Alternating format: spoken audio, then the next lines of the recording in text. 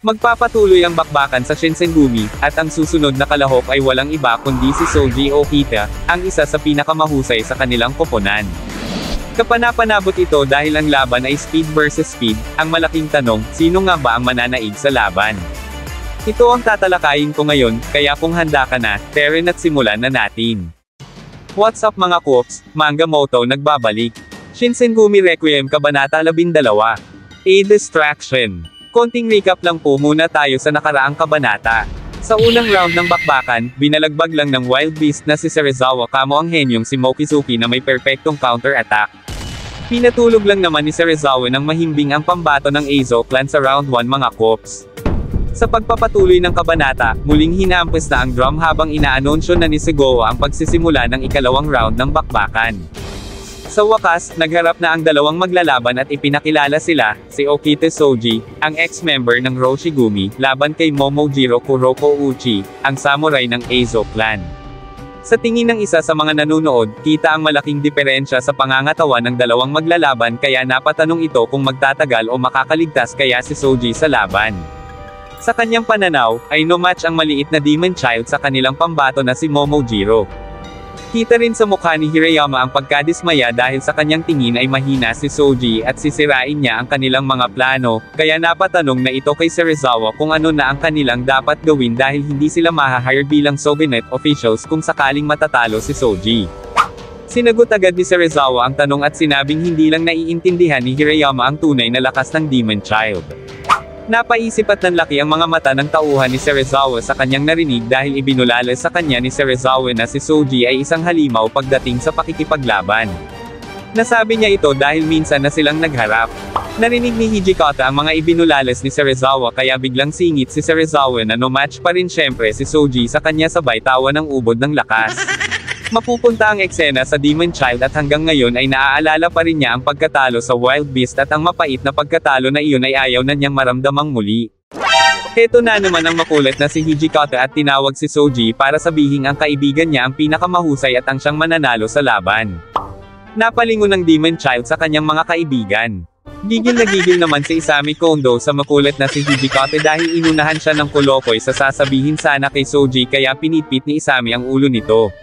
Napangiti naman si Soji sa kulitan ng kanyang mga kasama at sa isang iglap ay nag-focus na ito sa laban. Nagpasalamat ang Demon Child sa positibong pananaw ng kanyang kaibigan, ngunit alam naman ni Soji ang kanyang tunay na kakayahan. Minamaliit naman ni Momojiro ang Demon Child dahil sa kanyang tingin, kulang ito sa ensayo at hindi umano malalapit sa kanyang antas.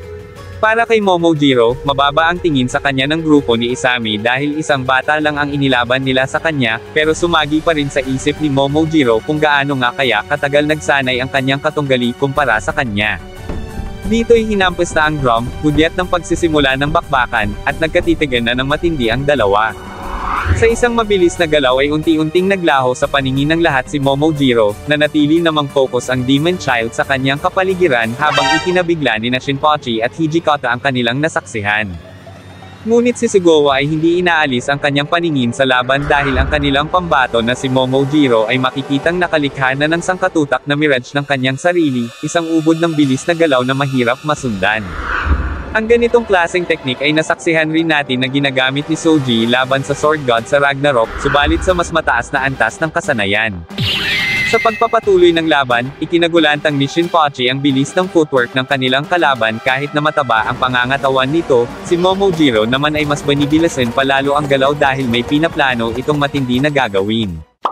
Biglang napunta ang eksena sa isang flashback kung saan sinisigawan si Momojiro na magmadali sa paglalakad dahil naiiwan na siya at mapapagalitan na naman sila dahil sa sobrang kupad niya. Kahit hirap na hirap siya sa kanyang sitwasyon, humingi pa rin siya ng pasensya sa kanyang mga kasama dahil sa kanyang kabagalan. Ngunit nang siya'y makalapit sa kanila, pinagbabato nila siya ng dala nilang panggatong at kinutya ang kanyang matabang pangangatawan, nagbitaw pa sila ng masasakit na salita sa batang Momojiro. Wala naman siyang nagawa kundi tanggapin na lang ang masasakit na salita ng kanyang mga kasama, at sa kanyang paglaki ay ito ang ginawa niyang motibasyon sa pag-ensayo sa pagtakbo araw-araw. Kahit maulan at bumabagyo, walang tigil siya sa pag-ensayo.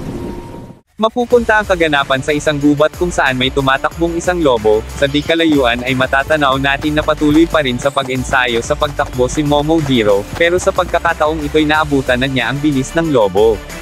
At sa isang iglap, naiwanan niya na ito ng ganoong kabiles, mga kops, sa pagkakataong ito'y na-master na ni Momojiro ang sekretong teknik na Shintenryu. Magbabalik na tayo sa kasalukuyan kung saan para sa mga miyembro ng Eizo ay masama na ang lagay ni Soji. Sa tingin nila, ang maliit na Demon Child ay hindi makakasunod sa bilis ng kanilang pambato na si Momojiro. Ayon naman kay Tadasaburo, siya na nga ang nag-organisa ng walang kabuluhang pagpupulong na ito, pero magiging kasalanan na ni Soji kung matatanggal siya. Pasimple namang ngumiti ang makulit na si Hijikata at kumpiyansang sinabihan si Tadasaburo na higit na mas mabilis si Soji kaysa sa kanyang katunggali. Magbabalik ang panel sa dalawang naglalaban at ubod ng bilis ang galaw ni Momojiro at tingin niya ay hindi siya nakikita ng Demon Child, kaya aatake siya sa likuran ng sobrang lakas. Mapapansin naman natin na parang walang kaalam-alam si Soji na tatamaan na siya ng isang nakamamatay na atake mula sa likod. Subalit dito na nayanig ang lahat ng sabihin ng makulit na si Hijikata ang nasabi rin ni Momojiro kanina na hindi sila magka-level ni Soji. Sa isang kisap mata, sinabayan ni Soji ng isang napakabilis na pag-iwas ang napakabilis na atake ni Momojiro at nawala rin ang Demon Child sa paningin ng lahat ng nanunood sa laban. Dito na pinagpawisan ng malagkit ang kalaban ni Soji at napasigaw naman ang ubod ng lakas si Segoe na tumingin sa kanyang likuran si Momojiro. Sa paglingon nito sa kanyang likuran, makikitang nandun na ang Demon Child at inaantay niyang humarap sa kanya si Momojiro. Sa pagharap nito, umatake si Momojiro, ngunit kalmado namang nagwika si Soji na wala siyang sama ng loob sa kanyang katunggali at biglang mabilis na umatake na tumama sa lalamunan ni Momojiro. Natahimik ang buong Eizo members kasama si Kanbei the Demon sa ipinamalas na husay ni Soji sa kanilang harapan, at dito na bumagsak ang walang malay na katawan ni Momojiro. Sabay nakangiting nasambit ni Soji na kung gagawin niya ito ay pampalipas oras lang, kaya walang personalan. Pagkatapos ng ilang saglit ay inanunsyo na ang pagkapanalo ni Soji sa laban, napaisip ang mga miyembro ng Eizo clan kung sino ba ang batang lumaban dahil hindi sila makapaniwala sa ipinakitang husay nito. Kahit si Hirayama, na kanina'y diskompyado kay Soji, ay napabilib rin dahil isang kamay lang ang ginamit nito upang patulugin ang kanyang katunggali. Samantalang si Serizawa ay napagtanto na ipinapakita na ni Soji sa kanya kung paano siya tatalunan sa susunod na magharap sila sa isang duelo, gigil si Serizawa sa puntong ito mga kops. Habang binabati naman si Soji ng kanyang mga kasamahan, hindi naman maalis ang tingin ni Kanbei the Demon kay Soji. Sa kanyang isipan, ang pinaka nakakatakot sa Demon Child ay hindi ang kanyang bilis kundi ang kanyang atake. Ipinaliwanag ni Segoe na isang atake lang ang nakita nila na ginawa ni Soji pero sa katotohanan ay tatlo talaga ang kanyang pinakawalan. Tanging henyo lamang ang makakagawa nun, kaya para kay Segoe, kailangan nilang maging alerto. May isang misteryosong lalaki naman ang napahanga sa kanyang napanood at pinayuhan si Kanbei the Demon na kailangang taasan pa ang antas ng laban. Nagulantang naman si Segoe nang makilala nito kung sino ang pumapalakpak na misteryosong lalaki. Binati nito ang batang Soji sa kanyang panalo habang si Hijikata ay napaisip kung sino ang misteryosong lalaking iyon. Subalit pinagpawisan naman ng sangkatutak si Tadasaburo dahil kilala niya kung sino ang biglang dumating, ito na pala si Katamori Matsudaira, ang military commissioner ng Kyoto at chief ng Eizo clan. Nagsiluhod ang lahat bilang pagbigay respeto ngunit ang makulit na si Hijikata ay nanatiling nakatayo. Gigil na gigil namang sinasabihan ni Tadasaburo na lumuhad at yumuko ang kengkoy na si Hijikata, subalit parang wala itong naririnig. Agad na sinabihan ni Katamori na hindi na kailangang lumuhad si Segoe at gusto niyang ipaliwanag ng Kanbei the Demon kung ano ang nangyayari, habang nakaluhod naman na nagpapaliwanag si Segoe tungkol sa hindi umano niya mapigilan ang kanyang sarili, pinutol na agad ni Katamori ang pinagsasabi nito dahil hindi naman raw iyon ang kanyang tinutukoy. Bagkus ay ipaliwanag raw sa kanya ang kung ano ang nangyayari dito, sabay hagis ng kanyang katana na tumarak sa gitna ng pinaglalabanan. Pagpapatuloy ni Lord Katamori, naniniwala siya na mayroong di pagkakaintindihan. Hindi daw kayang makita sa mga Bakugan duels kung sobrang tapang ng grupo nila Isami na kaya nilang isakripisyo ang lahat. Kaya para kay Lord Katamori, simula ngayon ay lalaban na sila gamit ang tunay na espada. Ikinatuwa naman ni Hijikata ang pagbabago sa laban, dito natapos ang panel. Ngayon ay pag-uusapan natin ang mga importanteng impormasyon na naganap sa kabanatang ito. Sa simula pa lang ng laban, tila hindi pabor kay Soji ang mga manunood, kabilang na si Hirayama at ang mga miyembro ng Aizo clan, na nagdududa sa kakayahan niya dahil sa kanyang maliit na pangangatawan. Gayunpaman, ang mga kaibigan ni Soji, tulad ni Hijikata at Serizawa, ay nagpapakita ng suporta at tiwala sa kanya. Kaya ipinamalas ni Soji ang kanyang husay nang maiwasan niya ang sobrang bilis na atake ni Momojiro at biglang nawala sa paningin ng lahat.